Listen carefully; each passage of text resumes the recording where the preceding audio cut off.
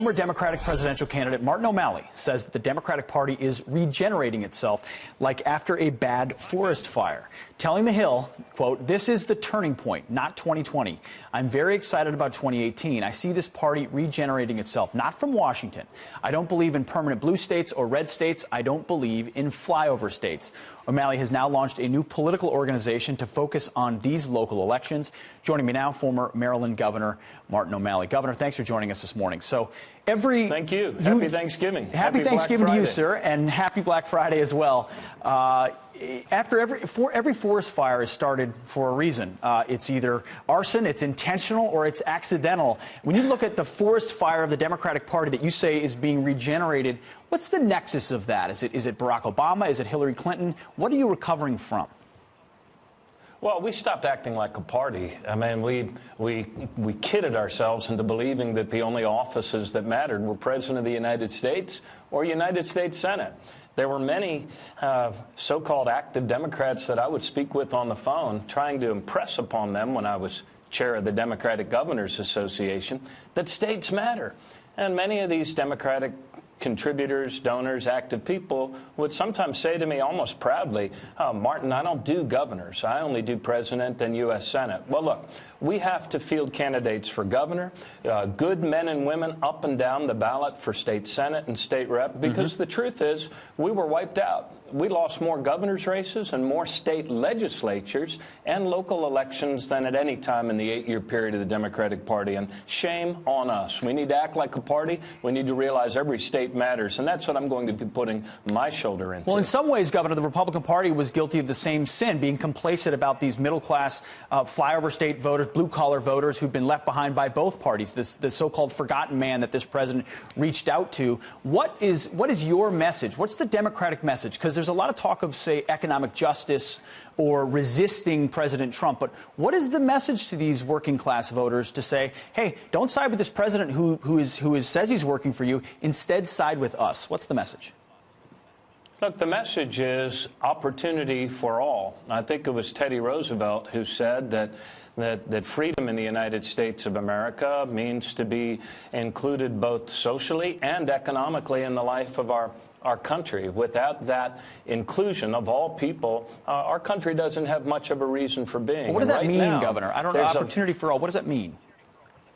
It means being able to send our kids to college without bankrupting our families. It means being able to be rewarded for hard work instead of watching our wages go down. It means a government that's actually investing in our country rather than bankrupting our country, as this latest tax so-called reform would do.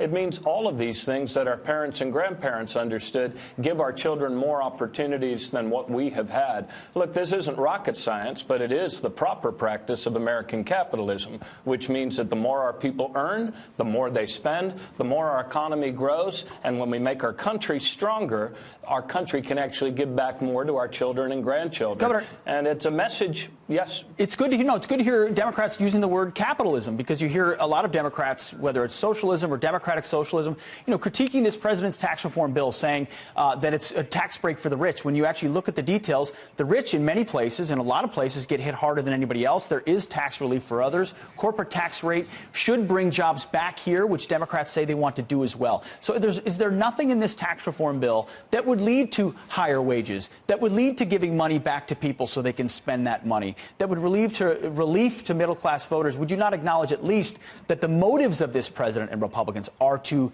help working-class voters as well? I can't speak to their motives, but I can, in answer to your question, no. There's nothing in this tax reform that does anything for job creation. Look, man, if doubling the standard deduction for wealthy and for corporations, doubling the standard deduction, child tax credits, I mean. Yeah, that'd be nice, but it's not worth bankrupting our country. Look, if tax cuts for the wealthy and corporations created jobs and better wages, we'd really be rolling in it now, wouldn't we? But it doesn't work like that. That's not how American capitalism works. You can't bankrupt your country and create more opportunities for your kids. Yeah, we've come out of the recession thanks to President Obama's leadership faster than most other countries, but we have yet to see wages go up again for most Americans, and a lot of people if they have less than a college degree haven't seen any jobs because come so back. many of those jobs have gone overseas, Governor. Challenge. You would acknowledge that so many of those jobs have gone overseas. I mean, we've seen it happen over generations. Would not reducing the corporate tax rate, rather than trying to line people's pockets, you would have to acknowledge base economics would say incentives would be for companies to come back here and provide those jobs here. Is that not good for flyover states, as you said you don't want to describe them, to have those jobs coming back? Isn't that a basic premise? Yeah, but look, you assume that they're paying taxes now under our tax code. That's not true. You know, GE, I think last year paid nothing. Because the code is so complex. Income taxes. So you have to simplify the code as well, Governor. You'd have to acknowledge that. Here's what I believe. I believe that, yes, if we had a fairer code and people actually paid their fair share, that would be better. But what is absolutely bad for our country would be to bankrupt our country with a $1.5 trillion added to our debt that this bill doesn't even pay for. Look, the real challenge is how do we get wages and pay to start going up again with productivity in the United States? That's what makes capitalism actually work, when more people are included. Some may see it's a bit cynical for the Democrats now to be talking about debt and deficits after 8 years of Obama. Speaking of cynicism, Governor, I'll let you get the last word. You're starting this PAC. You're going around the country. Are we looking at the beginnings of a 2020 presidential bid? Look, I'm going to be putting my shoulders into helping people win all across the country. Let me give you one quick example. In Oklahoma, in the last 7 special elections in Oklahoma, a state Donald Trump won by overwhelming margins, our candidates have won 5 of those 7 races, flipping seats in many instances that people thought we had no chance of winning. But it's not just Oklahoma. It's New Hampshire, it's Iowa, it's South Florida, it's Washington State. So I'm putting my shoulder into helping good people win back their state so we can save our country. And I'll make a decision about 2020 later. After the midterms is what I've heard. Governor, thanks for your time this morning. We appreciate it. Hey, thank you. You got it. Happy Thanksgiving.